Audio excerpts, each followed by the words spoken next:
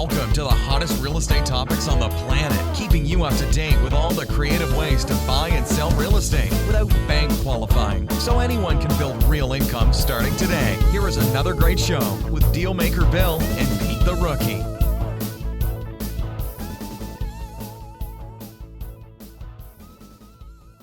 Here we are. Me bitching at the computer. It says that we're not live streaming on LinkedIn. So, oh well. So, good morning, Desiree. So we are live. Episode number 216, Flipping Houses for Rookies. Here we go. Morning, folks. Good morning, everybody. So let's just jump right in, okay? Go. Why education is dangerous. Part 2, 8 major components every creative real estate deal needs. So last week was episode 215. This is 216. Okay, They're two separate episodes. In episode 215, we covered how the creative real estate business breaks down into 8 components. And once you know there are only 8 things to learn, it takes all the stress out of mastering success with real estate investing. And until now, this has not been done in the lucrative industry, in this lucrative industry ever before. Episode number 215 explained how the components work individually and like with one another, sort of, right? We really didn't get into that in great detail, but we did talk about it. And how you will know you've done enough in each compartment. This will allow you to not get stuck with your training so you can actually have a chance to get some big, not little, big checks without a long runway once you decide to be a creative real estate entrepreneur. You like that word, Peter? Entrepreneur.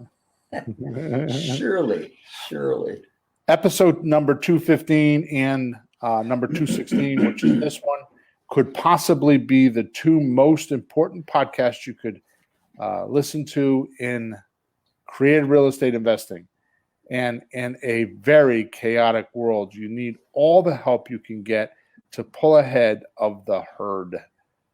More to the point, no more overspending on education. That is dangerous for you because it produces lack of results, stress, and disappointment.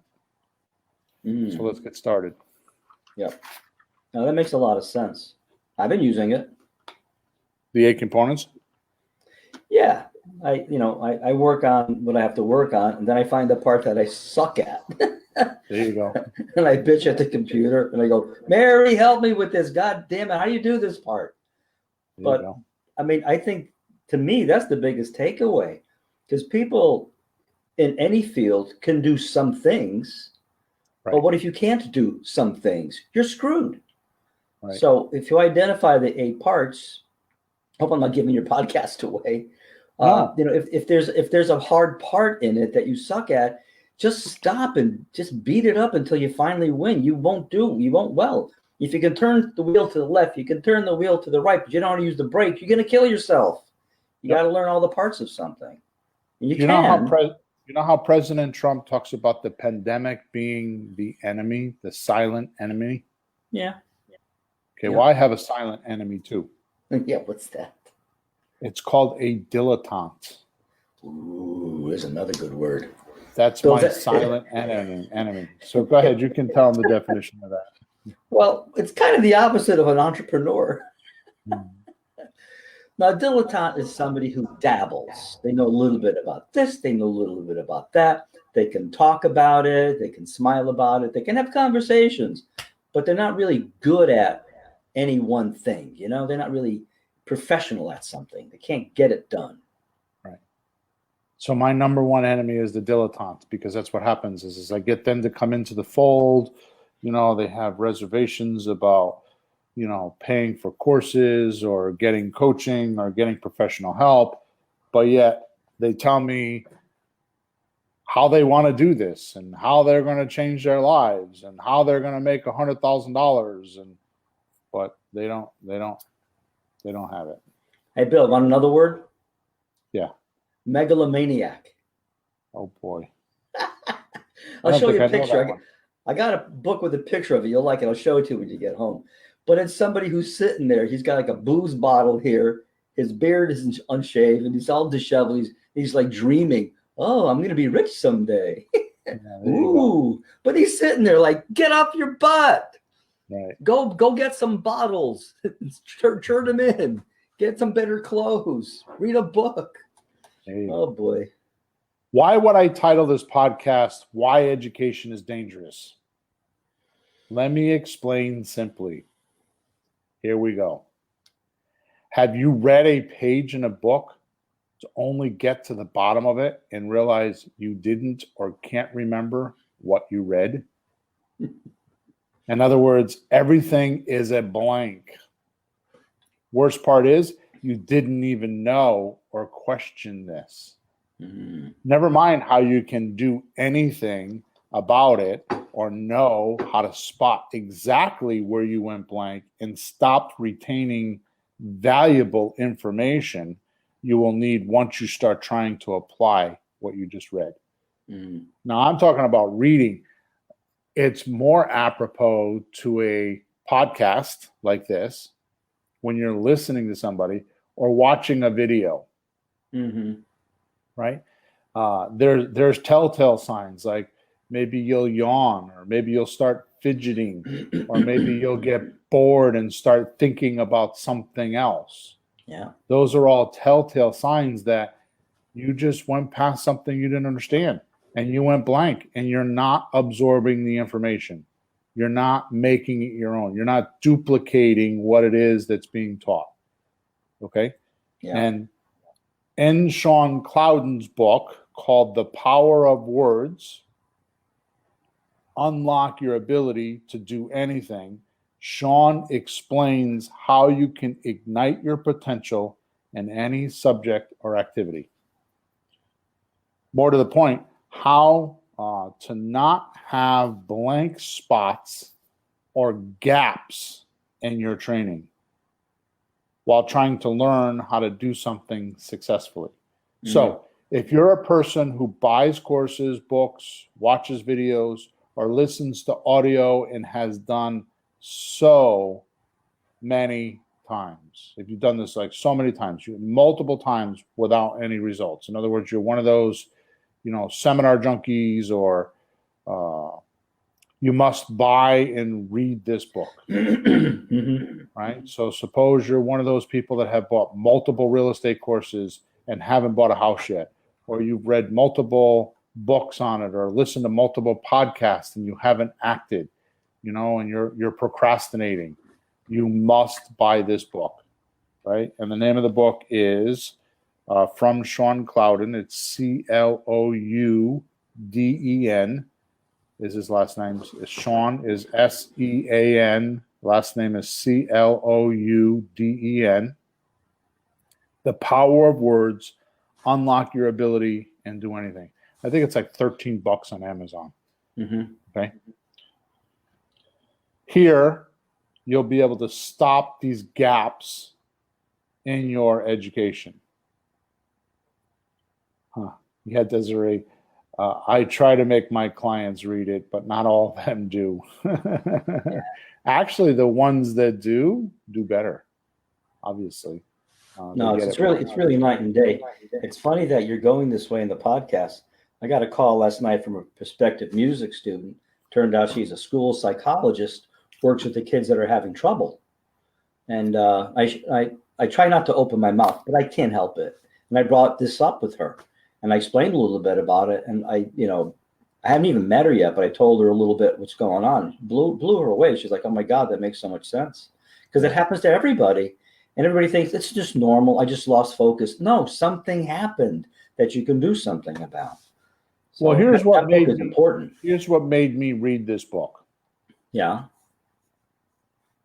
I don't know who it was. It was you or somebody else. I don't remember who exactly it was, but it was brought to my attention that when I was in school, because I only went through 12 grades, right?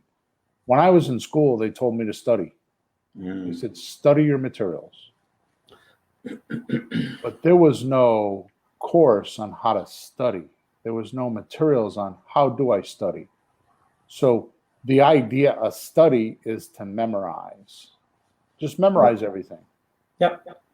And then there you go. If you memorize it all, you'll know how to do it. And later in life, I found out memorization is a shitty way to learn.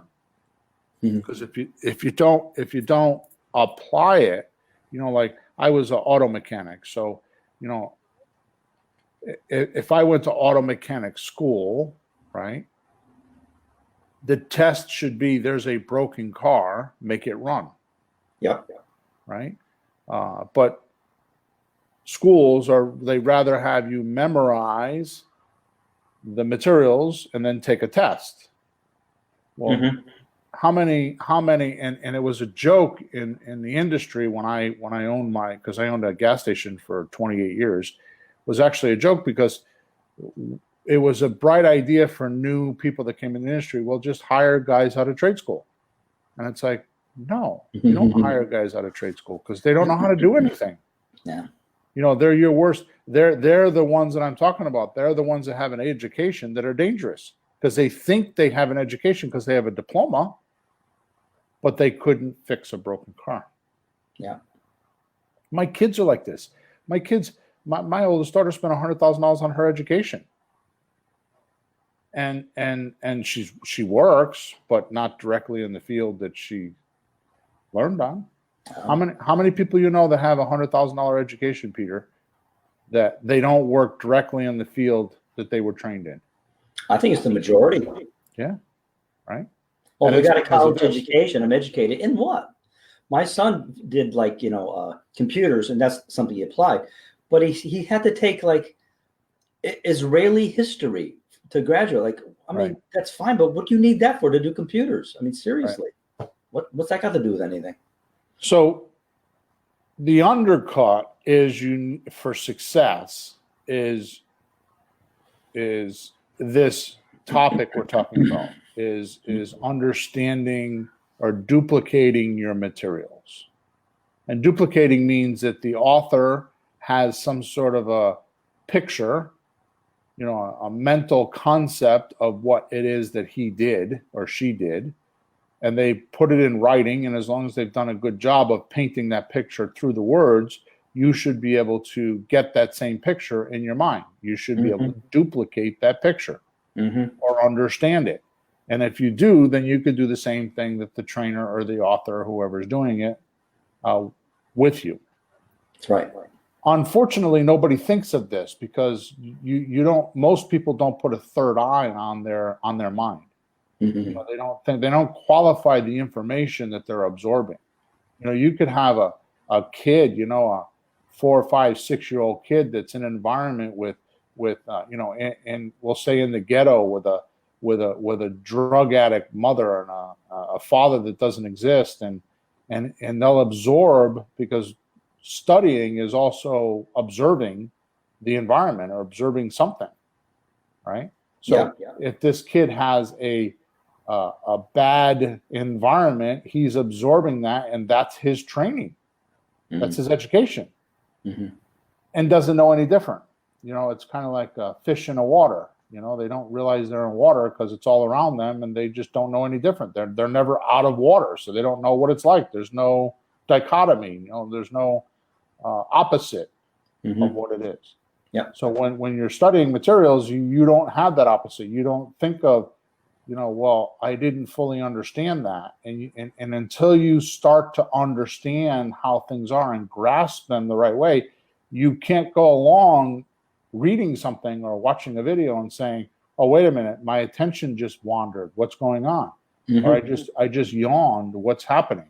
Like, oh my God, there's, I'm not absorbing this information as much as I can. And until you get that way, it's kind of like my daddy used to say, you can't appreciate the sunshine until it rains. You can't appreciate the absorption of information until you absorb the information and then can't. Yeah. You know what I mean? Yeah. So why am I going on and on about this? Because this is the underlying factor that stops the success of almost every unsuccessful real estate investor. There is no other reason. This is it. Because if you really did have the passion, if you really had the necessity level, because necessity is the mother of invention, and you really, really, really wanted to do it, then, and you mean, I mean, just us alone, Peter, the amount, I was writing this podcast, and you're going to see in a few minutes, I sell information, obviously. I have a website, I sell information, I sell coaching. Basically, I've shot myself in the foot because we give away so much information for free. You know what I mean? So just listen to these podcasts and go through some of the materials. Just podcast number 215 and 216.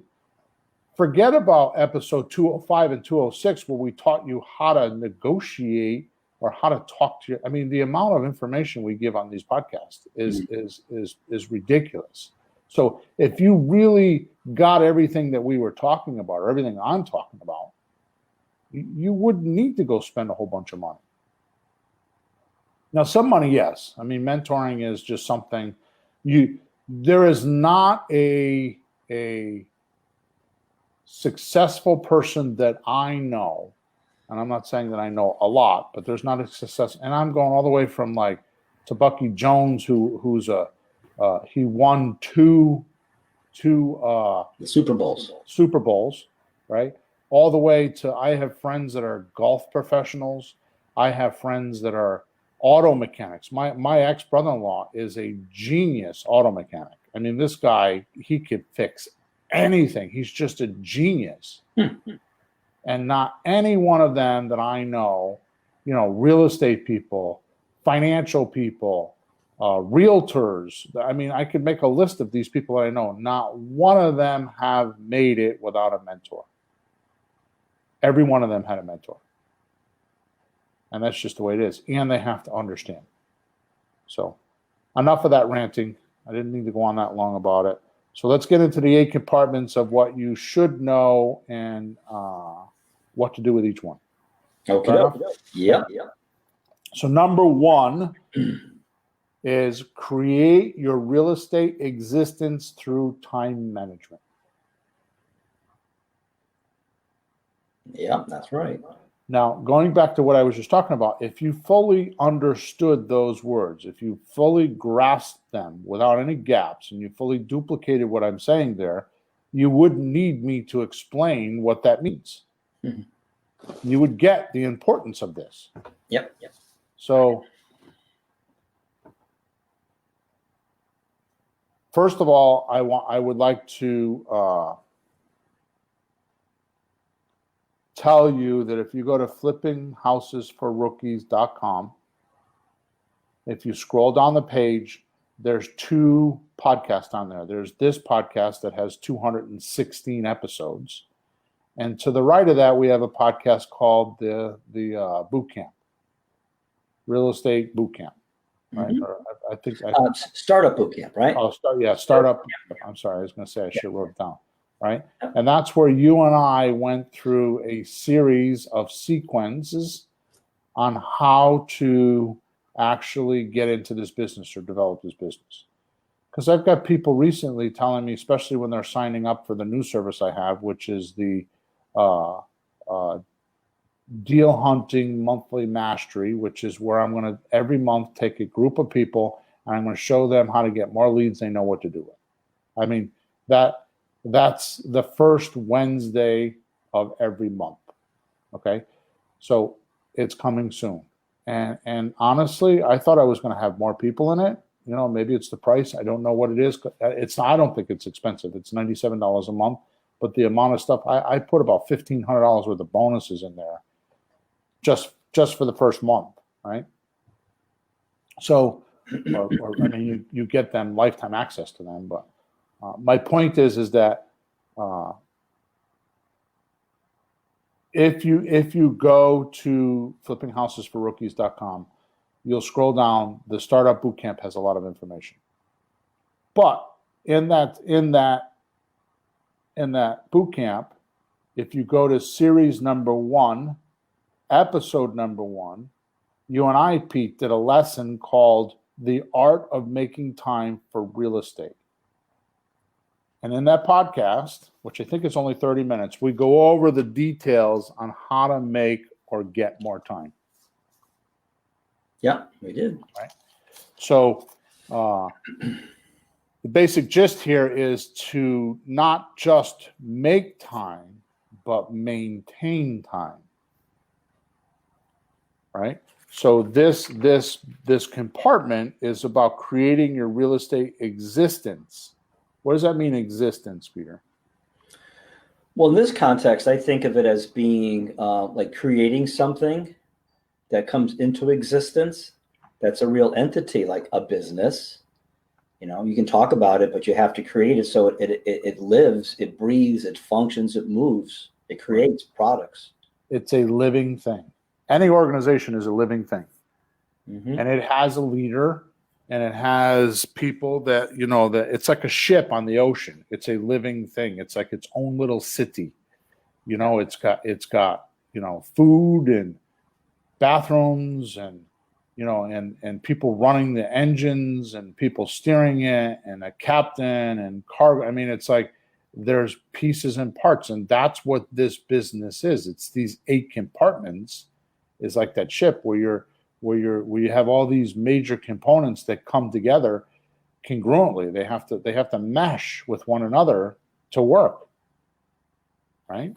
It's a good analogy because you're trying to get from one place to another, from where you are to somebody who's successful in real estate, one place to the other. And this is the ship that gets you there. Nice analogy. Yeah, and it's like a little city that you're building, right? So you have to constantly put that there. Right? Yeah. So when we use the word existence, we don't mean that you're putting it. I mean, it could be, if you're starting out, it could be putting it into existence, or it could simply mean that you have to create it every week. Otherwise, it'll disappear. Right.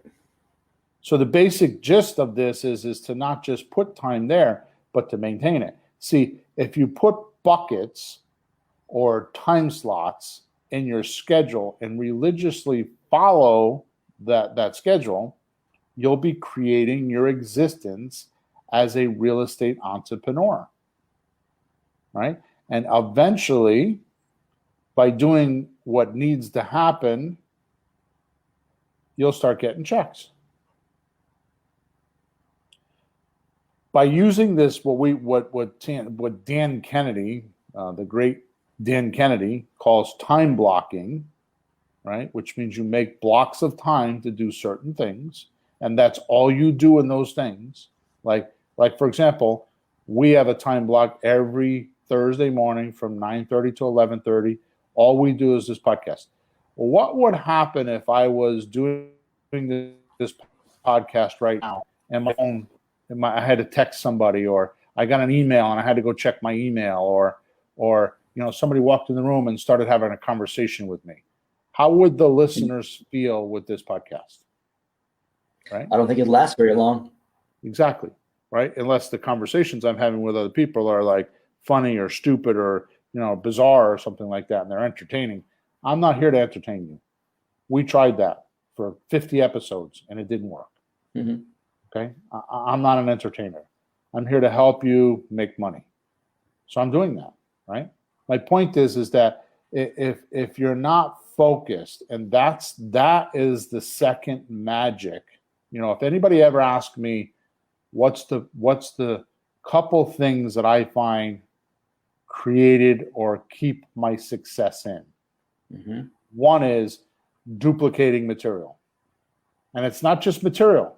It's like duplicating the seller when they talk, right?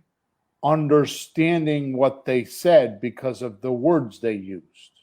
And when I'm confused, I query it because I know that I have to have that picture of what they just said.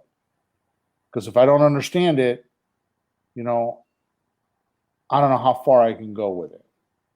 Sure. Now, what I do for understanding is I try to take whatever it is I learn and think of how I can apply it, and I imagine myself doing it. Exactly. Right. So Right. if the seller says to me, I'm way off base here, but if the seller says to me, well, I want to do the deal, but I don't know how to get all my stuff out of the house. I immediately think to myself, well, how am I going to buy this house? How am I going to get in here? How am I going to set up my signs? And how am I going to do that? And I think to myself, how am I going to do that? Right? So right away, it sets off another set of questions that makes me think, so if I can get somebody to come in here and move you out, would that make the deal? And they'd be like, yes. So now I envision in my head, I have 4 or 5 guys that I know that could come in there with a U-Haul truck and pack everything up and put it in the truck and bring it to where she wants it or he wants it. But I'm envisioning doing that. So my education, or when I'm absorbing information, I'm immediately thinking, how can I implement it? Mm-hmm. How am I going to physically do this or physically get this done? Right? Which, if you know me, Peter, I'm not one of those kind of guys that will study and study and study. I have a limit of my study. I can only go so far because I want to go test things and try things. You know, my wife is another person. You know, she can go study for months. She can go on to courses and do things for months and like study the materials and, you know, apply it within the learning atmosphere, but not in real life. I like to do real life experiments. Mm-hmm. Right. So I don't know how I got off on that tangent, but buckets of time is how you do this. Okay, well, so like you really focus on what you're doing. Yeah. Yeah. Yeah. So that's right. So really, the two things are that I use time blocking so that I can implement. mm-hmm. Right? Like, for example, when I buy a course online, if I can't implement it within the next 2 weeks, I don't buy it. Right? So I implement. The second thing that is very vital to me is the focus. Right? But that's going to connect to what you said in the very, very beginning, because you're talking about people that have all these books that they buy.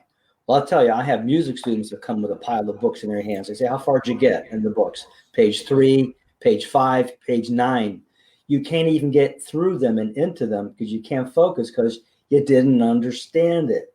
So right. When you're sitting there, I know you, and I had to do this yesterday, like, wait a minute, what's that? And I had to just stop, and it was slow, but I was making sure I got it, because if you just keep going, what do you got? Butt kiss, you got nothing. And I know you'll just make sure you get it, and by the time you're done, you got it, and you focus on it until you're done. Here's a rude awakening, Peter, for most of our listeners. Mm-hmm. You know how in school they grade you A, B, C, D, E, F? Yep. I think the grading should be on the results, not on the tests. So yeah.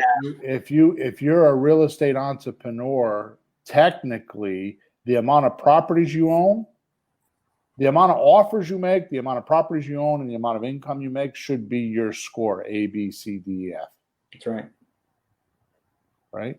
Yeah, each of these compartments could have a score, right? I mean, right. If you've done your time management, if you put your blocking in, and if you're following the schedule, you get an A. You right. might not have a house bought, but you're doing that compartment, and you get. There's no sense in talking about all this if we don't talk about being able to absorb the information and apply it. That's right. So in other words, education to me is synonymous with doing this. Yeah. Can you do it? Right. Yeah. So if you use this time blocking and you have the ability to do like we're talking about, then you just click along. You consistently knock home runs out of the park regularly. Mm-hmm. Right? Whenever my income dips, it's always because this compartment went out. Always. I'm going through it right now. I'm getting ready to leave Florida and go back to Connecticut, and I'm going to lock myself in my office, and I'm going to be banging phones and making deals because I need to get some money in the door. Right? It's because this compartment went out. I've been gone for 7 weeks, and I'm only I work, but I'm not working. I'm used to working 10, 12, 14-hour days, and I'm working 6, 7-hour days, 8-hour days. I go visit my parents. I spend time with my sister, whatever. Slap it. Yeah, and it's not that I did a lot of work while I was here. My mother and father were very thankful for me. I've done a lot of work since I've been here. Yeah. Bought cars and renovated bathrooms and oh my God, I put generators in my sister's house, and I did a lot of stuff while I was here. Right. All right. So how do you know when this compartment is done or functionable? I don't mean done because they're never done, because you're going to find out that we cycle through them multiple times and we keep getting better and better, or get more and more out of each compartment. So how do we know that this compartment is satisfied? I'm going to tell you. You will have a minimum of 10 hours per week where you and your surrounding, so you and your surrounding will know these are the times that you work on your real estate activities. For example, I'm in my sister's house, right? And she knows. Not to touch you on Thursday morning. Yeah, she's in the other room. When my niece is here with her boyfriend, they leave the house so I can do the podcast. When I do the meetup, it's like last night, my sister was freaking out. She's like, dinner's almost ready. Dinner's almost ready. So you could do your 7 o'clock thing. I'm like, I don't have to do it. She goes, what do you mean? I'm like, I only do that a couple times a month. Oh, okay. So she was like, like dinner and the laundry and the noise, everything is set up so that I can do these. And your real estate has to be the same way. So your surrounding has a lot to do with it, right? So when you can comfortably put in, and 10 hours is arbitrary. The only reason why I use 10 hours is because I like to talk about, you could do an hour a day of marketing, an hour a day talking to customers. You will make a deal within 30 days. Often, very often, if you do these things. Yeah. Right. So if you do that 5 days a week, then you're good. So that's why I picked the 10 hours from. And you'll know because the 10 hours will be in your schedule and it will be comfortable. It won't be like a chore. It won't be like an uncomfortable thing. It won't be like, after you have your dinner and you're comfortable and you're sitting in your chair, you're thinking, oh, I got to do the dishes. It won't be like that. It'll be an exciting time for you to look forward to every week. And that's how you know you got it. Okay. Okay. So lastly, I wanted to mention that we did, and of course I'm biased to this, but I listened to part of it the other day, and because I don't go back and listen to a lot of the podcasts, I read the transcripts. I'll breeze through transcripts, and sometimes, quite honestly, I'm amazed at the shit that we come out with. Lastly, we did a podcast on the topic, on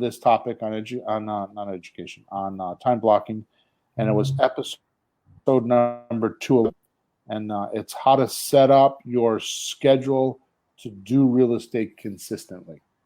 So that's episode number 211. So I'm telling you that there's no books, there's nothing to buy from me. I'm telling you to go to episode 211, and I'm telling you to go to flippinghousesforrookies.com / just rookies.com. Scroll down and go to the boot camp, right? Yeah. And there's podcasts there. There's materials there. Okay, so there's plenty. We've done plenty on time blocking and time management and all that. If you actually duplicate it or understand it and apply it, it will work. If it's not working for you, then you need to go buy Sean Cloudon's book and find out why you're not absorbing information, because that's what the problem is. Okay? Yeah, students have, as an educator, students have an error sometimes they make when things aren't going well. They blame the book, they blame the teacher, they blame things, and they can be off. Teachers and books can be off. I've seen it. But the first thing you look at is are you getting it straight? You can't change the teacher, you can't change the book. Just see if you got something cockeyed, and then fix it, and you can move right on. I had another strange thought as you were talking, if I can throw this in. You talk about people buying all these books and buying books and buying books. I'm thinking the reason they're buying books and books and books, they didn't understand the ones they already had. Yeah. and they're wasting time looking for some magic when the magic's in their hand. If you understand it, get Sean's book, read it. You'll be shocked. I've talked about this to people. It blows their mind. And it'll be explained better in the book. So get it there. I'm not trying to take Sean's information and give it to you today. We could do a whole podcast on that if you want, but we're not going to. All right, number 2, deal hunting, marketing, and pre-screening. So deal hunting and marketing are the same thing, right? This is this one activity, Peter. Listen to me closely. This one activity is the oxygen in your business. Without consistently finding and talking to new sellers of real estate, you do not have a business. You have chores and no profits. This one section, deal hunting, or AKA the marketing, is the oxygen of your business. I have taken students that have spent $30,000, $50,000, $60,000 with other people, coaching and mentoring and the courses, and they're smart. They rehearse back to me what they've learned. And all I do to them is force them with a gun and weapons to just get one piece of marketing out, or get on the phones, or get a VA to do calls. Because here's what happens. When outflow begets inflow. So if you outflow 2 new sellers, something's going to come back. And what happens is it forces these people that have done nothing to all of a sudden either have to talk to these people because they called back, or seriously confront themselves by saying, I spent all that money on that marketing, or I did the whole marketing campaign, and I'm not even calling them back. I guess it's me. So they have to look at themselves in the mirror, and they have to confront themselves. And that's all I've done. And next thing you know, they start getting deals, and they start talking to me in the coaching group. They start talking about this. They start talking about that. And it just opens the door. It's like the key to the vault. It's the oxygen of your business, right? This is where you're reaching out, looking for deals that could easily meet your real estate criteria. Now, this is important in this section because one of the things that we talk about a lot is matching your market to your message is vital. If you don't have investment capital, don't look for deals that need money. Don't go on the MLS. It starts with where are you? It's kind of like fishing, right? So if you're looking for a bass, don't go to the ocean. I mean, they have sea bass, but if you're looking for a freshwater bass, big mouth bass, because that's what you want, why would you go to the brackish water, which is half salt and half freshwater, and try to fish in that water when the fish doesn't live in that type of environment? That's not where they live. That's not where they are. So why are you fishing there? So it's the same way with real estate. So if you're looking to do creative real estate deals on pretty houses, why are you on the MLS? That's not the place to look for those deals. Right. If you're looking to buy, rent to own houses, you want to start with rent to own. Why are you going to go on the MLS? Because the MLS is run by realtors, and what do realtors want? Their commissions. How do they get their commissions? When you come to the table with all the money. So all the money now, not 2 years down the road. Yeah, why are you fishing there? It's the wrong place. You had the wrong bait for the wrong fish, right? So, or you have the right bait for the wrong fish, or vice versa. Okay, so it's not the place to be. So let me catch up here. Yeah, either way, you're like that TV show, Up Schitt's Creek. Yeah. So here's what I would like to say, Peter. This is another thing that should be completely, utterly, absolutely, totally understood and ingrained in your forehead. So when you hear the words real estate, this is the first thing that pops in your head. Okay, when you hear real estate investing, I should say. This is the first thing that should pop in your head. You look for deals that put money into that you don't put money into, you take it out of. So you're looking for real estate deals that don't need money, but will give you money. Yeah. That's what you need. If you have no capital and you're not looking to invest, because the word invest means you got a chunk of dough and you're trying to get return on it. And real estate is safe. Most people aren't like that. Some are, right? And by the way, if you're one of those people, you got a chunk of dough and you want to invest it, then you should send me a support ticket and I will gladly help you out. Because if I can't, my students can. If I don't have deals, my students can. You don't even need to go. You don't even need to learn how to do all this. You can just do it via one of us, right? But if you have no dough, then what you need to do is you need to look for deals that you don't have to put money into, but can take money out, right? Make sure you market to the folks that are most likely to let you take monthly payments and pay them off later. Using your buyer's money, right? There's 4 kinds of money you can use for real estate. One is the bank, and they like you to think they're the only place to go for money. They're the only ones that have money. That's what they want you to think. We're sure there's still money there. Yeah, exactly. I don't know if there really is. All they see is I give them money, but they just like type things and hand me a piece of paper with numbers on it. I'm not sure what they have anymore. Exactly. So the bank is one, a hard money lender is 2, which is not far from a bank these days. Number 3 is a private lender, and number 4 is your buyer.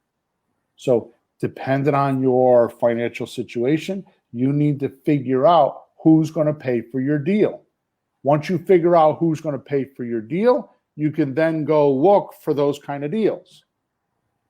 So if this is the case where you want your buyer to pay for the deal, you'll have more buyers because 81% of people looking for real estate don't qualify. Yep. They have money, they have a job, they qualify for payments, but they need monthly payments. So 81% of the people looking for houses, looking for real estate right now in the United States can't qualify. So imagine taking those 81%. Now, just knowing that there's 4 places to get money, and your 4th place is from the buyer. The 4 places are the bank, the hard money lender, the private money lender, and the buyer. So why not go find, and the buyer is the biggest pool of the 4 people, of the 4 types of people that you can get money from. And also the most grateful. Yep. And most flexible. Right. And most flexible. Right? So take those 81% and go find houses for them. Matt, your message to your market. Your market is those 81% that are looking for a house that can't qualify them. That's your market.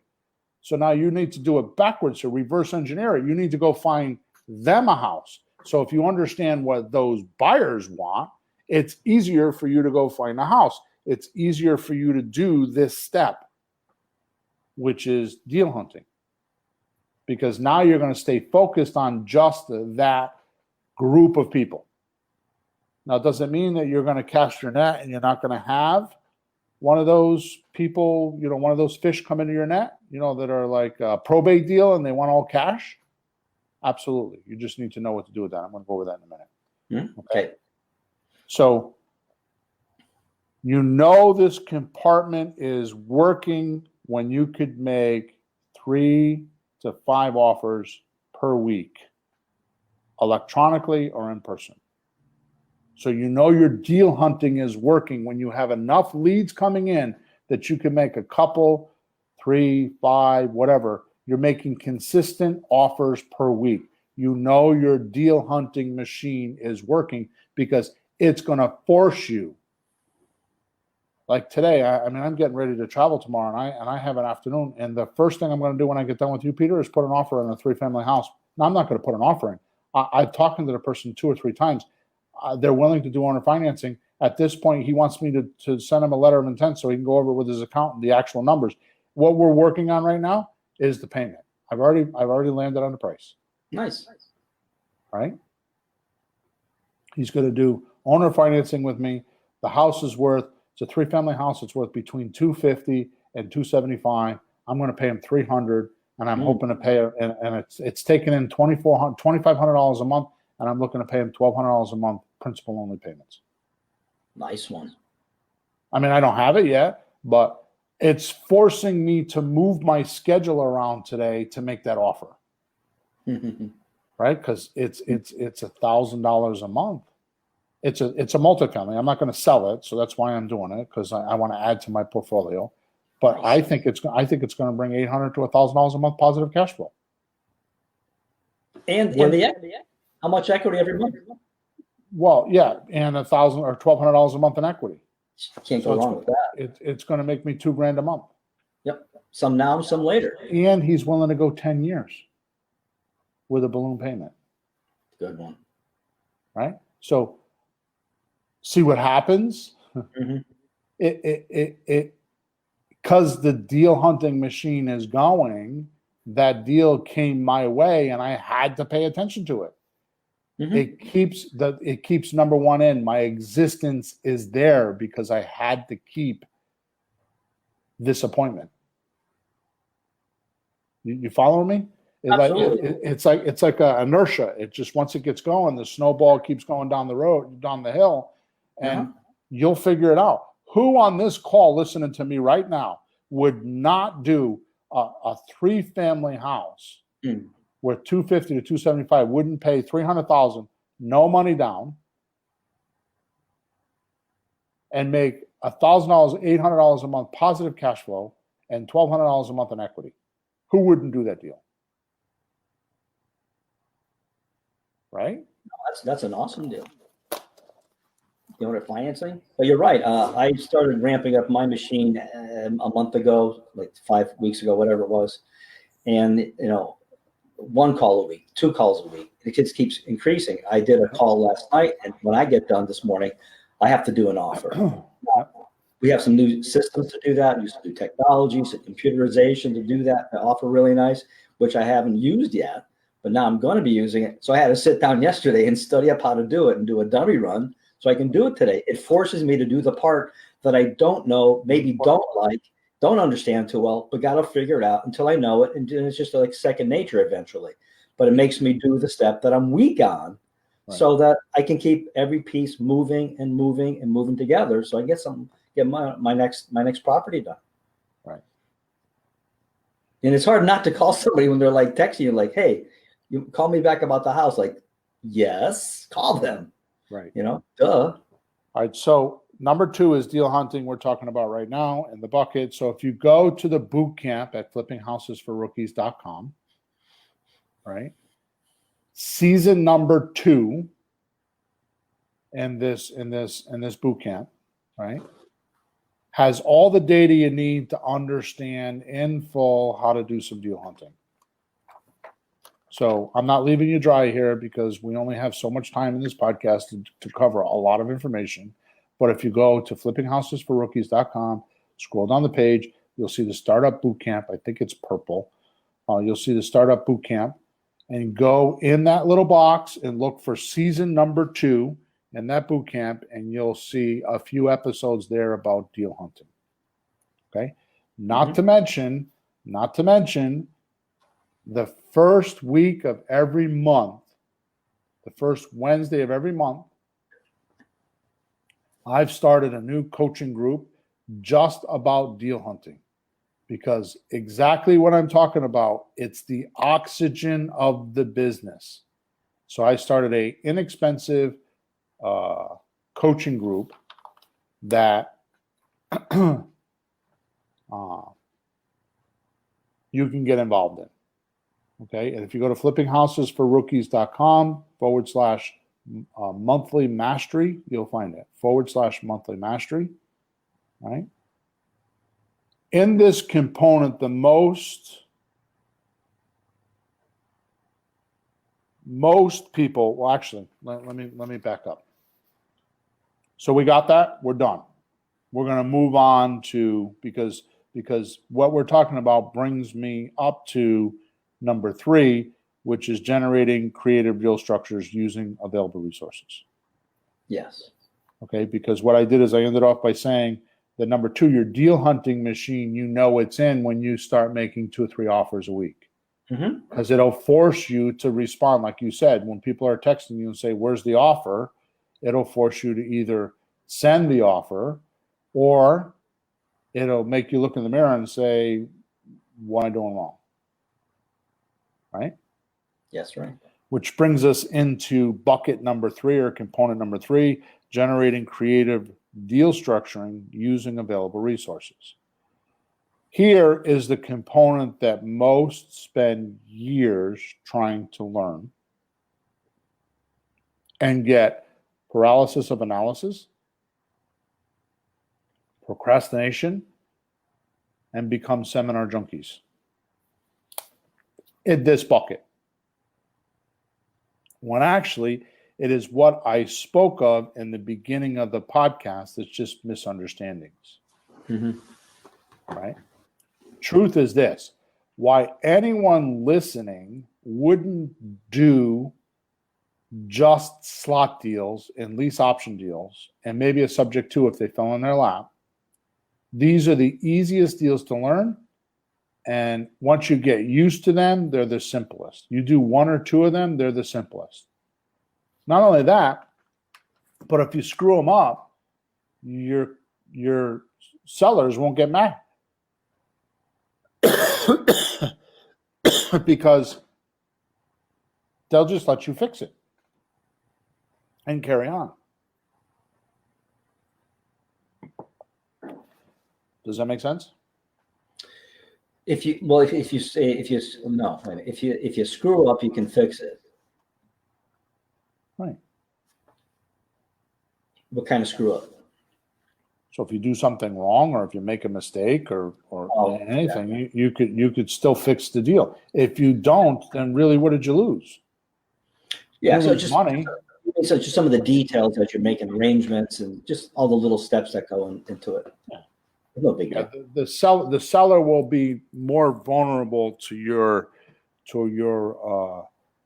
newness, or your what is the word I want? Being a novice. Yeah, immaturity on doing deals. Right? Inexperienced. Yeah. I mean, usually somebody that has a house that they're renting, or a property they're renting, they're usually doing it themselves. So if you come along and help them, it's a bonus to them anyways. Yeah. So if you make a mistake, it's not the end of the world, because you're just helping them. And if you're doing everything that we teach you, and you're like really talking to them and really in communication with them, they'll become friends. I have a guy that I lease three buildings from, and I talk to him a couple times a month. Not about the buildings. We became friends. Yeah. Okay, so truth is, why anyone listening wouldn't do a slot deal, lease option deal, and just get going. So here's the point. These are not hard deals to learn, right? You learn how to do these deals so you can do them quickly and easily, and then you keep learning and do the bigger deals when you're ready. Don't try to learn how to do a subject to deal or owner finance deal unless it falls in your lap and it forces you to do it. But until then, if you're doing what I'm telling you with your marketing, and you're fishing with the right bait in the right place, then you'll find rent-to-own sellers, right? And do a few of those deals so you could get through the transaction a few times and feel good about it. Then step up and say, okay, I'm going to see if I can do a subject to deal or a rehab or something like that. If your marketing finds these deals by accident, you're not ready for them, right? Suppose you're looking to do a rent to own and you find a probate deal. Well, pass it along to somebody like me and just make them pay you for it. I think a house that needs renovation, that kind of probate, old, needs renovating. I mean, it could be anywhere from a $500 commission to a $5,000 commission. Just pass it along, depending on how tight you lock it up. Mm-hmm. You know, it could be just make a phone call. I know this guy, and they're looking to sell their house. I told them you're going to call them. Well, that's a $500 commission. You know, you lock it up, put it in a purchase and sales contract, and buy it for all the right numbers. It could be a $5,000 commission, right? Yep. So don't get nervous. Just if you end up with deals that you don't know how to do, you pass them along. All you need to do is go to a RIA group, you know, a real estate investment association group, right? Just go to a RIA group, and you can sell deals. Send the deal to me. I'll find somebody. You know, I can't always do it, but I can definitely put my feelers out. Just outflow it. God, all you got to do is put it on Facebook Marketplace, and you'll find somebody. That's true. You know.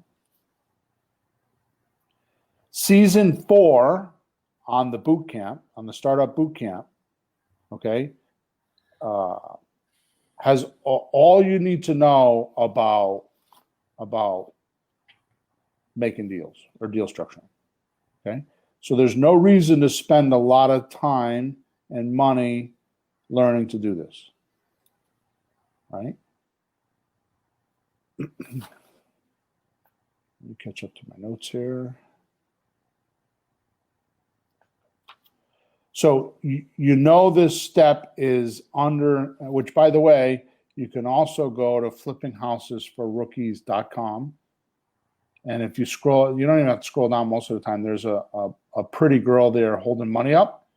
And to the left of her is 2 boxes, which is called an opt-in, you know, where you can opt into the list. You put your name and email address in there. And I give you a free course that shows you how to do all the deal structuring. There are videos of me doing meetups and showing you how to do a slot deal, how to do an option deal, how to do a subject to deal, how to do a rehab, how to do wholesale, how to do owner financing. I do all the math. I teach you how to buy them, you know, structure them. I don't teach you how to buy them. I teach you how to structure them and how much money you're going to make if you structure them that way. It's free. It's free. You don't need any money. Okay, so. And it's mind-blowing and eye-popping. I had to look at that. Here you said about 3 times before it started to sink into my head because it's like amazing. Yeah. And it's not weird stuff. I talked to a new lawyer yesterday, last couple of days, by the way, and she knows all these things. It's not some weird stuff. She knows all about them. Right. So, but most people don't. Right. So there's just more opportunity. Right. So, I forgot to mention at the beginning of the podcast. I always do this, but if you scroll in the description of this podcast, there's a link there that gets you the free stuff page. And once you're on that page, you can go back to the home page and figure out where all this stuff is. So just scroll down. If you're on a phone, scroll in the description. There's a link there that will get you where all this stuff is. Okay. So how do you know this step is under control? Putting out the offers? No, that was on step 2. Remember, putting out the offers. I'm saying when you put the offers out, the result of that. So here's my perspective on it. When you can look at a deal, do the loan to value ratios, and know with ease which 3 offers you could make, then you're in good shape. Mm. I'm not even saying you need to know how to make those deals, but at least mathematically know the loan to value ratio, how it works, right? You'll get better at this as you go along, but in the basic elements, if you just can look at a deal and know what numbers to look at, figure out what the loan to value ratio is and how much equity they have, right? And know which deals you could propose. Not that you're going to do that, but you know what deals you could propose. Then this section is under wrap. It's not the way everybody thinks it is, where you have to memorize every single one of them and you got to know what if he says this or what if he says that. You know, one of the things that amazes me, Peter, is everybody wants to be an expert. Sure.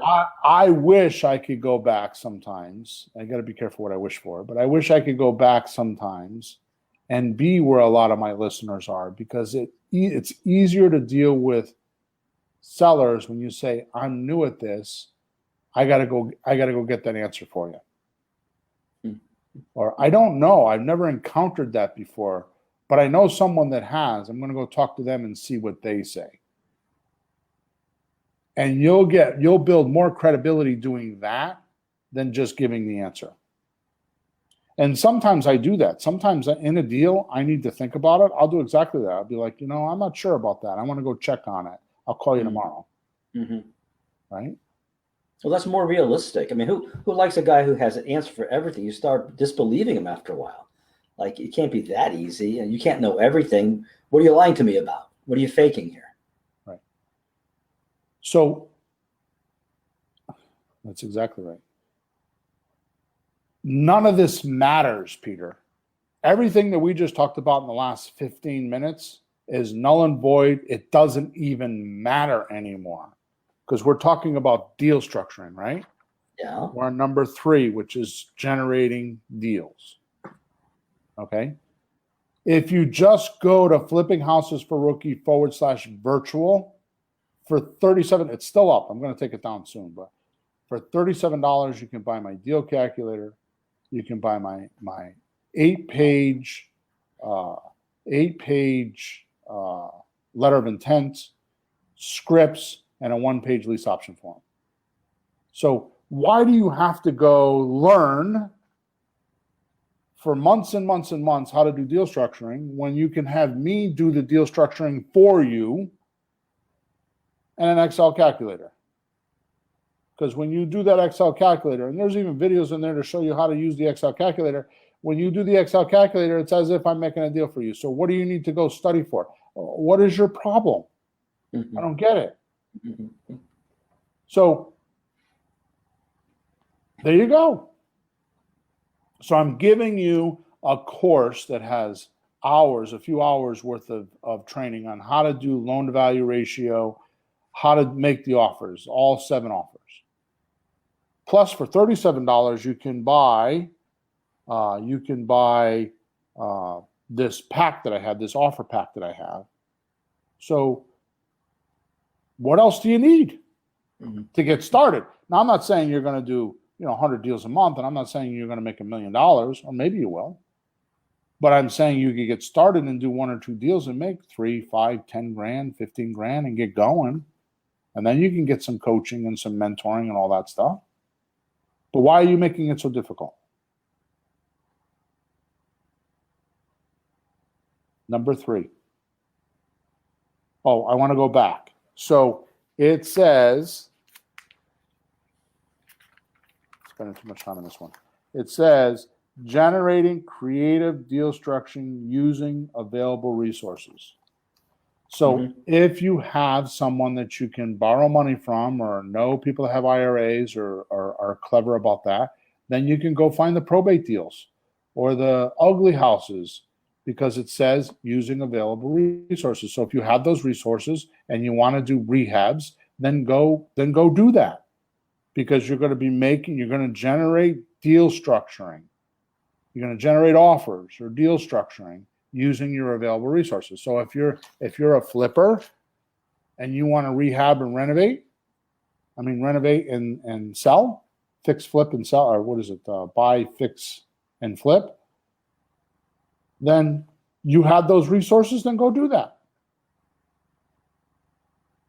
It covers it all. Number 4, closing deals with proper paperwork using verbal agreements made. So every deal that I do starts with what? Me talking to them and saying, here's what I'm willing to do. What are you willing to do? We come to an agreement, right? It's a completed cycle of action. We started it. He was where he was at. I was where I was at. We talk about it. We talk about it. We talk about it. We come to a conclusion. End of cycle. Start of new cycle, right? Which is why they're in buckets. So number 3 was us talking to him or her about what are we going to do and what can I do. He can do this, I can do that, and we come to an agreement, a verbal agreement. So that means number 3, we came to a verbal agreement. The offer was a verbal agreement. Even if it's a letter of intent, it's still a verbal agreement. It's in writing, but it's a verbal agreement. Now what you need to do is you need to close the deal with proper paperwork using the verbal agreements that were made. So you're not going to make paperwork that isn't an agreement with what you said, which is where I've made the comment in the past. A lot of my offers, I think about the paperwork that I got to make when I'm making my agreements, because I know that sooner or later it's got to land in a contract, right? So just realize that whatever you tell them, you have to put in not in writing, because in writing is a letter of intent. And think of those words. It's a letter of intent. It's a letter of what you intend to do. If they say yes, now you need to do it. And we're at that section now, which is number 4, closing deals with proper paperwork using verbal agreements. Okay? So first, in podcast number 210, we did a whole episode on that's called Paperwork We Use to Do Creative Real Estate Deals Easily. And you'll learn what the documents are to use where and when. Now, this is the stupidest thing in the world, Peter. It's like, it drives me nuts. It's like I got a gun in my right hand and I got a bullet in it and I got it to my head when I talk about this. I feel like I'm playing Russian roulette. Russian roulette means that there's one bullet in a chamber of 8 bullets, and I never know which one is going to go bang.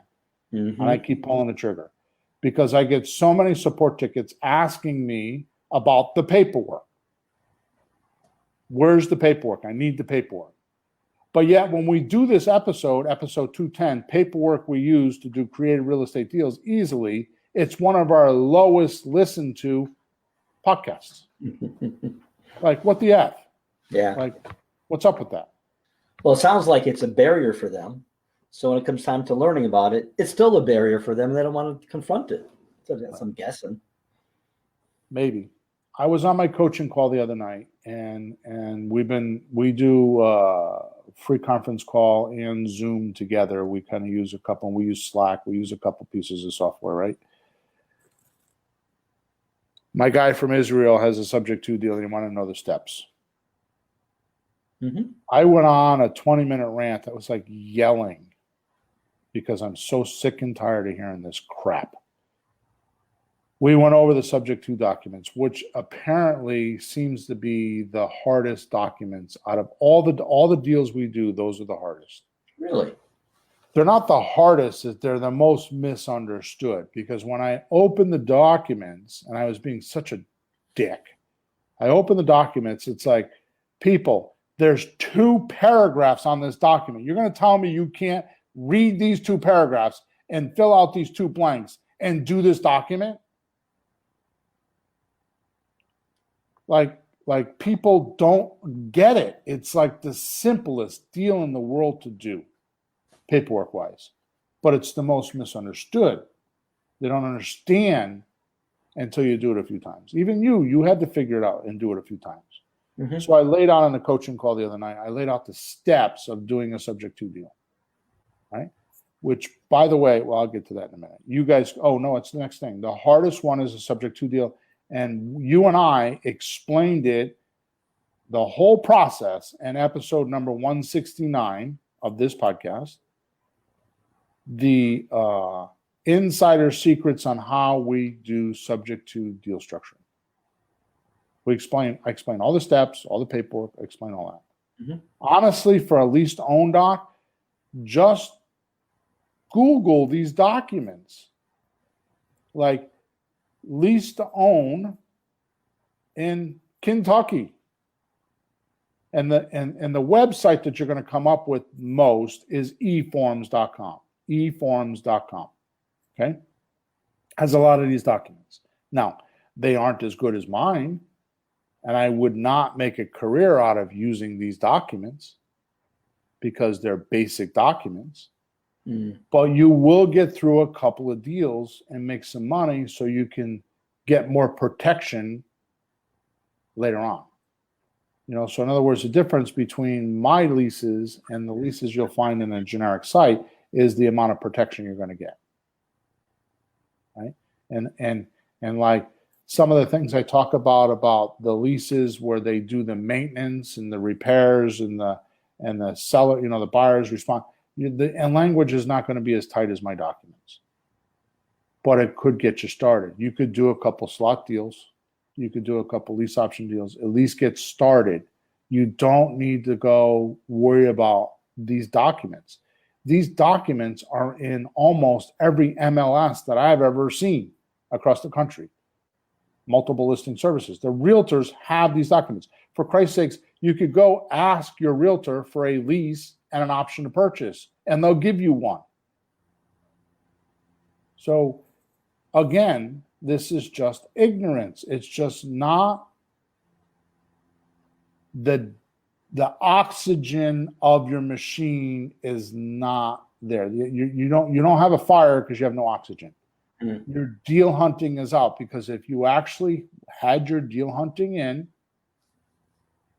and you actually had somebody say yes to one of your offers because you used the offer pack that I so generously give to you, it's hundreds of dollars worth of documents, for $37. You actually present them with an offer, right? You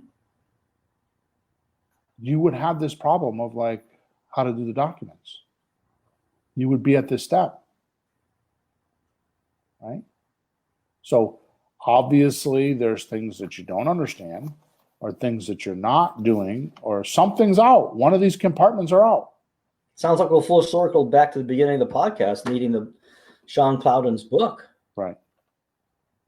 Because aren't people kind of scared of contracts because it's fancy lawyer lingo? Aren't they, like, before they even look at it, aren't they worried about looking at it because they think it's going to be hard?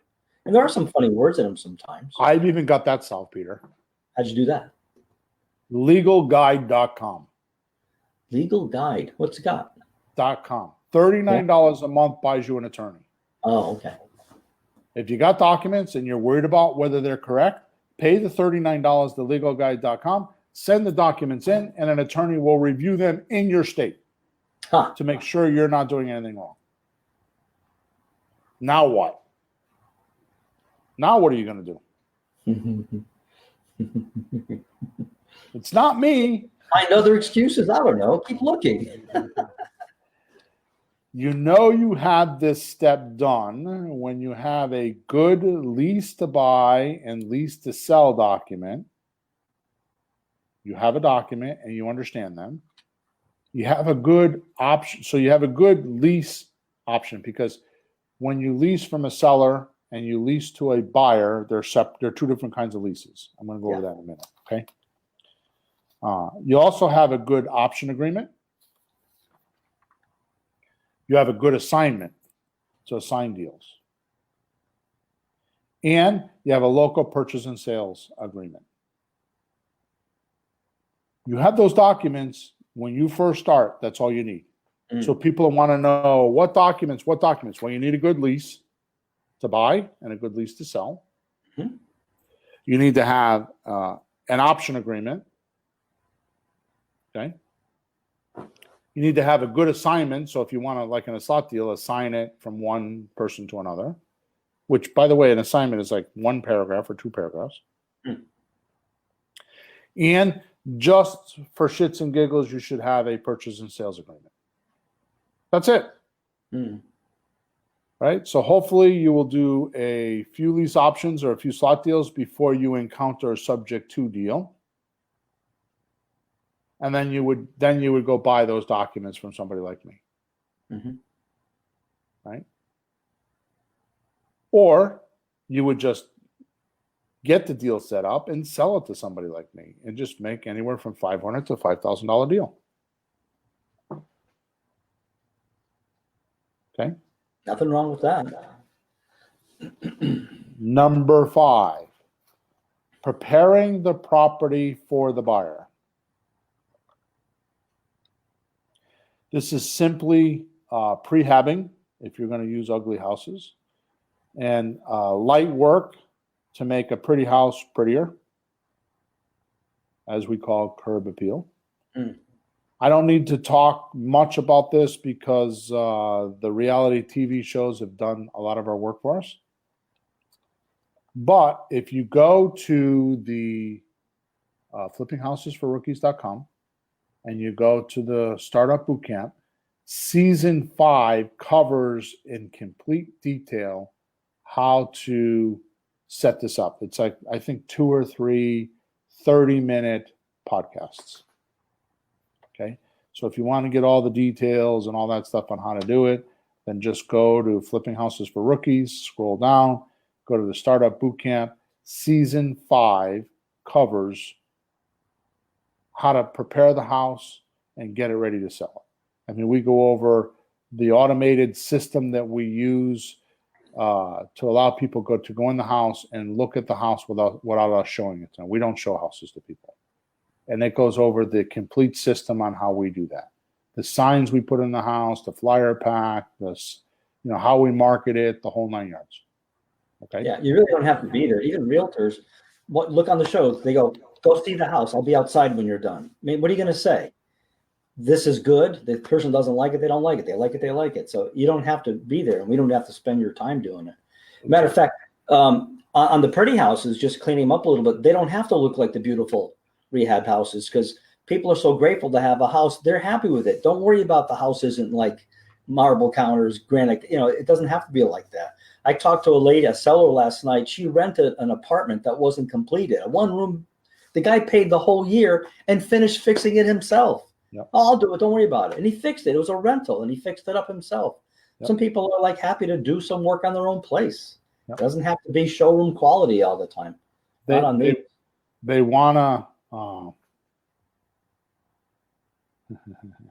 they want to, sometimes it's good because they want to make it personal to them. So they want to do their own colors and stuff like that, right? Yeah. Yeah. They're happy to do it. But we got to make it so it's like livable. Water runs, toilet flushes, the heat goes on, the lights go on. Yeah.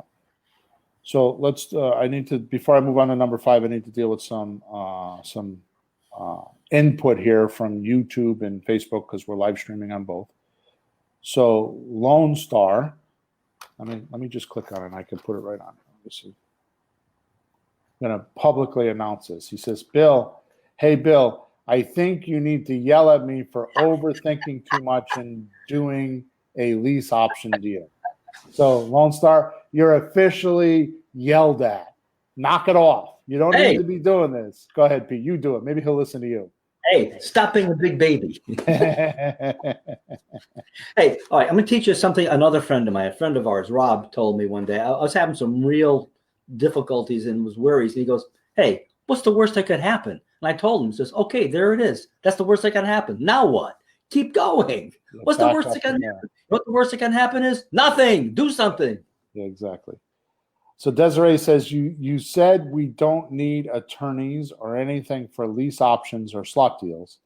How does the buyer live in the house and then have the same address as the seller? So the seller doesn't live in the house. The seller has a forwarding address that usually their tax bill and everything go to where they live. Yeah. Which is, if you listen to some of our marketing, that's one of the ways that we actually get a list, Desiree, is we go to the city hall, we get the grand list, which is the, what's the other word? It's grand list. Tax roll. Tax roll. Yeah, that's another way to put it. And we get the entire tax roll for the city, and we sort the tax roll by where the tax bills are being mailed.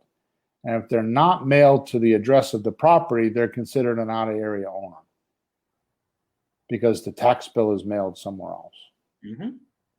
So it's totally fine doing that. Yeah, it's like a landlord. The landlord lives in his house, but he owns properties.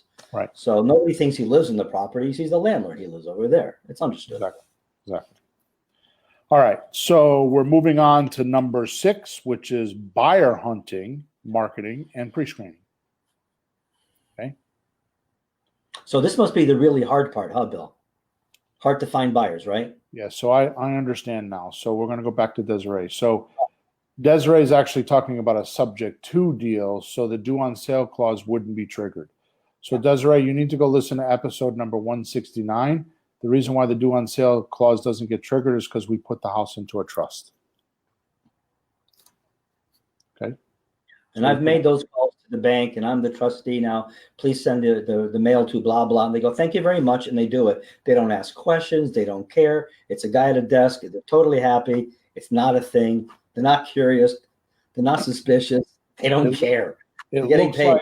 It looks like we're doing estate planning, and we put the property into a trust, and we have the seller sign the right documents. Okay, but if you go listen to episode 169, it'll explain that. And also, I forgot the other episode, the paperwork one. I think it's 211 or something like that. 210. So if you go listen to episode 210 and 169, you'll clear up with what you're talking about. Or send a support ticket, and I'll send you. All right, so number 6, because we're going to be past time today. So number 6, buyer hunting, marketing, and pre-screening. Believe it or not, this is a lot easier than most think. Educating sellers is a lot of work. It's much more work than educating buyers. Very much. Educating the seller on his money is safe and that everything's good and somebody's not going to, because the most unwanted thing is when people hear about renting, they don't want their property to be damaged. Mm-hmm. So the two biggest concerns a seller has is damaged property and not paying. Mm-hmm. So you have to educate your seller on this is not a rental property. This is not somebody that's going to live there for a year and then move on so they don't give a shit. This is somebody that's going to buy a property, and there's an education process. Mm-hmm. The buyer, on the other hand, has already educated himself. He wants this deal, right? He didn't know he could do it. He's grateful. He's like, oh my God. So they know most of them know what a rent to own is and the benefits. So you don't have to educate them a lot. Okay. So just run ads on Facebook, Craigslist, and one of my coaching clients uses Let Go. And all you have to do is say house for sale, no bank qualifying. And it will attract the right flies. Okay. This is like taking a piece of rotted steak, and putting it out in the 103 degrees. That's how much it's going to be here today. 103 degrees sun. And watching the critters attract to that piece of steak. 81% of the people looking for houses right there. Yep. So a lot of people show up. And I just want to say that because I've done this a number of times. And a lot of people show up. Because, oh, I don't know if I can do this. What if nobody shows up? They show up. That's not the problem. Right. So if you go to flippinghousesforrookies.com and you go to the Startup Bootcamp, section or season 6 covers a lot of details about this. Okay, so it's all there for you. It's been there for quite a while, a year or two. It's been there for quite a while. Just go listen to a few of those episodes. So any given point of this podcast, you feel like you have a weakness, just go, these podcasts in that Startup Bootcamp are standalone. Just go listen to the section you need help with. Mm. All right? If you have a weakness, go listen. If you knew the thing, through the whole thing to get the whole story. When you're in the middle of it, like a lot of us are, check the piece you need. And that's what I'm focusing on, like any weakness to get it solid, because I want to be like you, Bill. Oh, boy. God bless you. Hey, I smoke cigars sometimes, don't I? Yeah, exactly. Now you do. Once you can get about 100 calls to your free recorded message and about 20 or 30 people through the house, and about 1 to 5 qualified applicants, you've gotten the results from this section. Mm-hmm. And you can move on. Okay? So I can't stress this enough. I've given you the magic formula. I've just sprinkled the pixie dust on you. Okay? Because the magic in this section is the ad that says house for sale, no bank qualifying. Yep.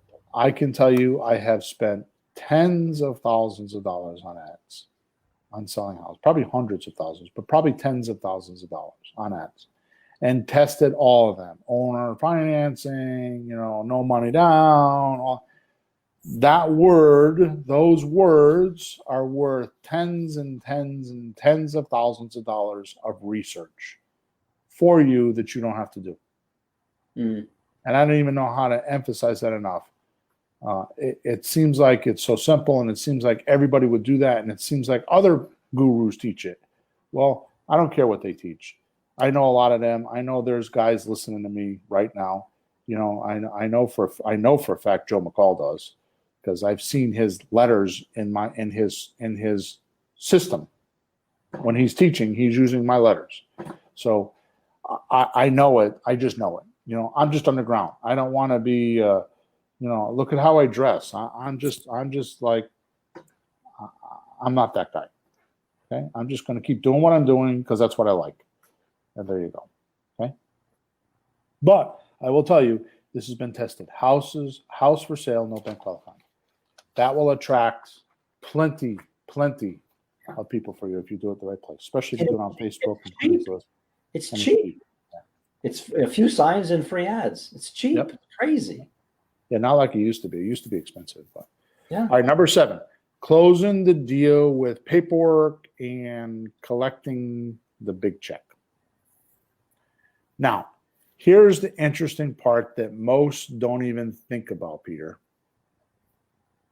Once you have your lease option agreement to buy, your acquisition, you just reverse the whole thing to sell it.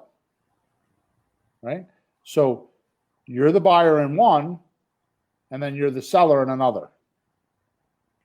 Okay. Sure. The main difference between an acquisition lease and a seller lease is the ability to sublease.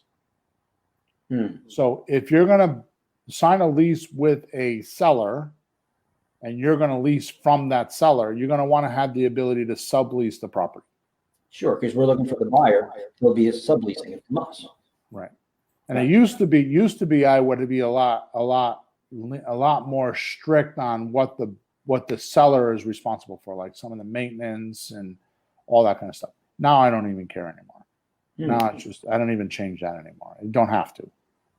Okay, because the buyers will do it. Okay. Yeah. So when you're acquiring a property or you're renting from someone, you want to have the ability to sublease. When you're selling, you don't want them to sublease. You don't want them to go off and sell the property to somebody else without you knowing it. Okay, so what they're trying to do is they're trying to save their $3,000, $5,000, $20,000 non-refundable deposit. So they'll tell their brother-in-law, "Yeah, why don't you move in and you could use the money?" It's the lesser of the two evils. So you end up with a headache. So they don't, and you still have to honor it. You don't allow that. I never thought of that. You just don't do that. I never thought of that happening. Yeah, well, you have this components in and done once you can read and write a lease and an option agreement for a buyer. Now, in my How to Buy Real Estate Without a Loan course, which is $500, which by the way covers everything. That's the do-it-yourself course that, I can't even say enough about the course. I can't even tell you how many of those things I've sold. I can't tell you how many real estate investors I made with that course. Right? That's a solid course. It has videos in there with the documents that shows you how to fill out these documents. Okay. I'm going to tell you most of these documents, at least the ones I have, are written in regular layman language, right? And they're not in legalese. That's what I'm trying to say. Yeah. And if you just read through them and use a dictionary and know how to read because you read Sean Cloudon's book, The Power of Words, and you understand, then once you understand them, then you'll never have to do it ever again. You're set for your career. So you spend an hour or two understanding the document, but now you could do hundreds of deals like I've done. Hundreds of deals because you understand the documents. That's a good investment. Mm-hmm. So, Peter, I want you to answer this question. Yeah. Drew wants to know, is it possible to earn $100,000 by August 2021 if I start right now? Yes. Some of the qualifications would be, are you only doing terms deals? Will you throw in a renovation or something like that as well? But yeah, of course you could. Yeah, so it really depends on how you're set up, Drew. It depends on how many hours a week you're working. It depends if you're going to get involved with some coaching. And, you know, like I said earlier, you're going to need a mentor, whether it's me or somebody else. It's just how it is. You know, if you're going to do it yourself and just kind of go buy the inexpensive training or get the free stuff on YouTube or wherever from me and everybody else, I don't think it's possible. But if you're serious and you get involved, you get a mentor, you get the documents, you do your deal hunting, then yes, it is possible. I talk about Randy all the time. She was one of my first students. She was one of my first students to buy the How to Buy Real Estate Without a Loan course. That's back when we were selling it, I think, for $200 or $300 because it was a beta. It was when I first released it. She made $250,000 her first year. And I just talked to her again, and she's doing about 10 or 11 houses a year. So yeah. That was Also, I want to make a point that I wouldn't shoot for, I want to make $100,000. I would shoot for, let me see if I can make something right now. Yeah. And then I'd make something more after that. Like a statistic, you know, when the line goes up, don't just try to go boing like in a year. Take a month, try to get something done. Take a next month, try to get more and build gradually, logically, you know, with some understanding of what you're doing.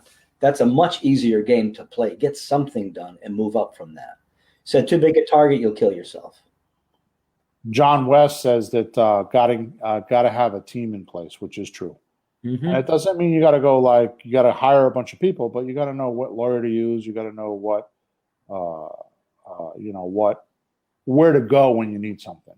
Mm-hmm. Desiree says, like you said last time, Bill, don't aim for the money. Find out how many deals you need, how many people you need to help. That's right, Desiree. Good one, Desiree. Right? That's exactly right. Okay.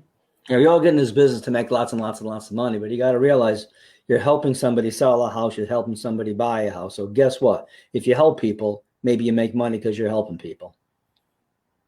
So to kind of go off on a tangent, because we're already at our time we need to end, which we will in a few minutes. But I used to build race cars. I used to own a stock car. And just the analogy is, okay, so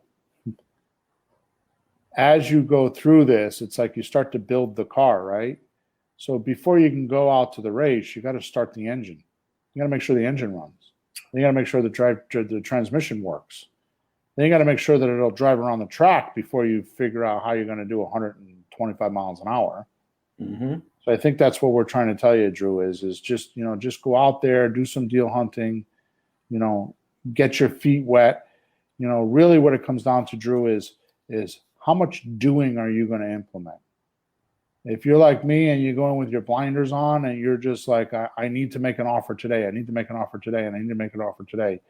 And you're just relentless with your doingness or your activity, then yes, you could do that in the next couple months, if you're relentless with that. But if you have a lot of noise in your environment and people telling you that it doesn't work and you don't smoke cigars, you'll never make it.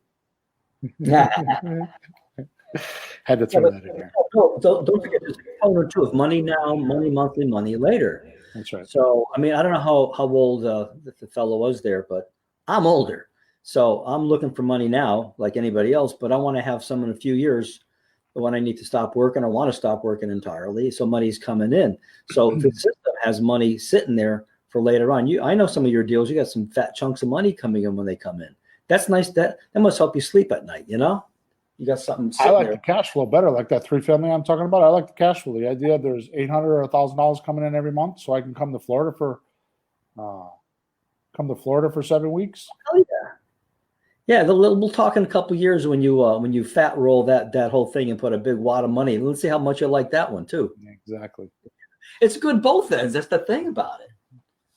So Daryl, any thoughts on self-storage? I've not done them. I have friends that have done them. If you know how to do them, it's another business within the business. They've done very well with it. My partner and I looked into self-storage. I will give you my 2 cents on it. And my 2 cents is that if you want to have a business within a business, then you're okay. It's kind of like notice I don't talk about Airbnb too much. It's a phenomenal business. But now it's a business within the business, because now you got to go find the real estate, deal with the real estate aspect of it, and then you have to have a team running the self-storage units itself. You got to have office hours, you got to have credit cards, you got to have contracts. So there's a whole business within a business. Sounds like a job. Yeah, totally. So as long as you understand, just like Airbnb is the same way. You got to every day go promote these properties and make sure the units are filled. Otherwise, you don't make money. So it's it's not a type of real estate that I want to do per se, because I don't want to do that work. So I hope I answered that question. It's enough for me to rent my properties like maybe once a year, every 2 years, but I can't imagine every week, every few days, rental. Ouch. Yeah. That's too much work. All right. So episode. So number 7, which is closing the deal with paperwork and collecting the big check. We just covered that. Realize that if you go to the boot camp on flippinghousesforrookies.com, it's season 6. If you listen to episode 3, 4, and 5, it will completely cover the paperwork and, again, the system that we use to actually attract motivated motivated buyers. I'm sorry. So you can get to the end phenomenon of this, which is you have this component in and done once you can read and write a lease and an option agreement with your buyer. So just practice that. Go out and get a document and write one to your mother or your father or your sister or something, a dummy one. Okay? Or write it and send it to me. Find a lease somewhere and send it to me on a support ticket. I'll take a look at it. Number 8, the last compartment is rinse and repeat using systems so it doesn't stop. So here is the magic, Peter. As I alluded to earlier, the first time through, you just do the bare minimum for each component. Don't try to build a business. Just try to get a deal done. So each one of these things we're talking about, just do the bare minimum for each component. Okay? Each time you go through and complete each cycle or each deal, your skill will get stronger and stronger in each compartment, because you'll learn more and more. Right? Isn't it true that when you do any one compartment, it helps you understand the other ones as well? That's right. Like when you talk to people, a little more how you should market. When you work out an offer, how you should talk to them more next time. Yes. So yeah, that's what I'm working on, just getting through the system another time and another time and another time. Because every time you go through it, your awareness will raise, which we talked about in episode 215. Because there's four types of awareness. If you haven't listened to episode 215, which is the first part of this episode, you should listen to that, because I go through that. But the myth most have is you should know it all before you start, because you're afraid that the seller or the buyer is going to ask you a question that you don't know, when actually the true education is learning while you do. Yep. Right? Which is why I've completely changed my teaching style. I'm going to start taking some of the courses that I have down off of the site, because I can't trust people to train on their own, the DIY stuff. I'm going to keep up the how to buy real estate without a loan, because that's too good of a course. It's comprehensive. It has all the parts. Yeah. You can't just buy a couple of pieces and then think you got something. So it's not right to do that way. It's a disservice. To me, Peter, honest to God, this is how I feel. A lawyer would spend, I don't know, 150 grand, go to school for 6 years and have a skill. That how to buy real estate without a loan is equivalent to that in the creative real estate business. It is the only training that you need. No other training. You listen to that course, you duplicate it, you do it. You will be a creative real estate deal. And then listen to this podcast and cycle through the 8 components and just keep doing another deal and doing another deal and keep using that course to do the deals and keep doing the deal. And you will be, that's all you need. Yeah. Education costs $500. And then eventually you'll get into the, how to, the deal hunting monthly mastery, which is $97 a month, where I get on a coaching call with you guys and I go over how to find deals. I mean, we're going to do it next Wednesday night, and it's not going to be a lot of data. It's not going to be like huge amount of like things to do. It's going to be really simple. But I've got some of my coaching clients doing it. I had coaching clients that hadn't brought a deal to the coaching group in months, and they did it. And the following week, one girl this past week brought me 3 deals. Wow. Yep. And it was done on Facebook. She brought me 3 deals. Nice. Okay. So it's not, you don't need to be all complicated and have all this confusion. It's really easy, but that's what you're paying for. So you get the How to Buy Real Estate Without a Loan course. You get involved with the $97 a month coaching. And then eventually when you start getting your lead machine up and running, you get involved with the weekly coaching, which is $500 a month, and you're done. Within a certain period of time, within a year, you could probably quit your job and be running a full-time business if you do it in that order, which is why I'm changing things, because I'm tired of dinking around with all these little courses, watch this and do that. And I'm done with that. I want them to be under some sort of a mentoring, and I want to be able to talk to them. I want to be able to, FaceTime them and know what's going on and make it simple and unbug any snags. Right. So that's what we're going. So if you just go to, flippinghouses4rookies.com/monthly mastery, I explain it all there. It's a long sales page, but I explain it all there. Okay. So there's no real confusion. And at the end of the day, don't forget about these podcasts, because there's 216 of them. We give a lot of information on these. If you are listening to us on the phone or wherever, there's a link that just go in the description of this podcast, and there's a link in there that will get you to our free stuff page, or at least get you back to our website where all the goodies are. Make sure you click on that and go back there and just check stuff out. Also, if you have a question or a support ticket, just click on that link. It'll get you back to the website, and everything you need is back there. Okay. So Peter, I'm gonna make a quick comment here. Yes, sir. For my own good, not yours or anybody else's. And then we're gonna get done. Okay.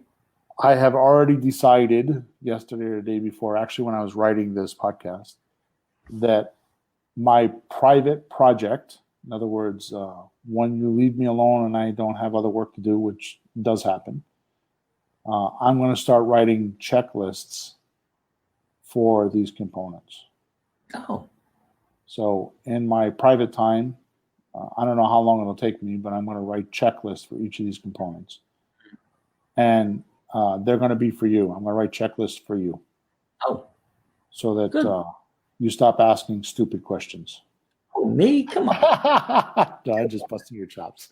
I'm just teasing you. Just being a dumbass. Anyways, the purpose of it is so that we can give them to our assistants and people that we work with, and stop having to do all this work. So now that'll help to focus. Is it now weren't there checklists on the startup boot camp? Weren't there checklists there? Yeah, I'm going to use some of those, but I'm going to revise. I'm going to make them easier. The startup boot camp actually has a 60-day workbook, where if you work an hour a day for 60 days, you'll have a real estate business completely up and running. And Emma and I spent months and months and months building that book, and I don't think we ever sold a handful of them. We never did anything with them. They're just in my coaching portal, and my coaching clients don't even know it's there. So it sounds like you've kind of refined it and focused it better with the 8 compartments. Yeah. So I'm gonna get that. I'm gonna work on it for my own business. For you and I is what I'm going to do it, so we can start outsourcing easier. So Lone Star says, these guys are funny. So, wish I had you guys by my side, Bill and Pete, and I'd be the rookie. I could use a rookie or a rookette. There you go. I have one's called my wife. Yeah, exactly. So Desiree, if you just go, she wants to know where you can buy her books.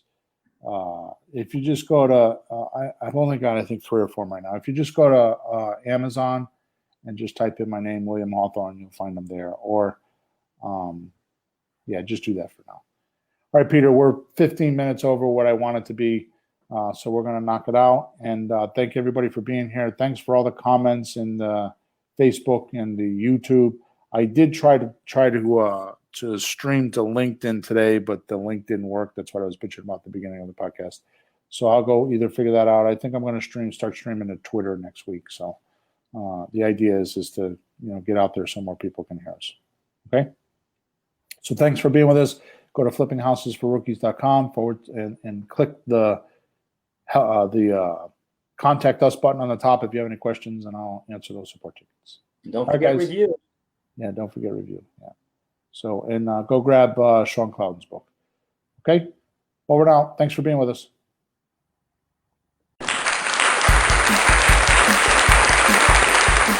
Thanks for tuning in to the hottest real estate topics on the planet with Bill and Pete. If you want to continue learning how to buy and sell real estate without money or credit, head over to flippinghouses.club for some cutting-edge real estate wealth tools. Or contact us at info@flippinghouses.club.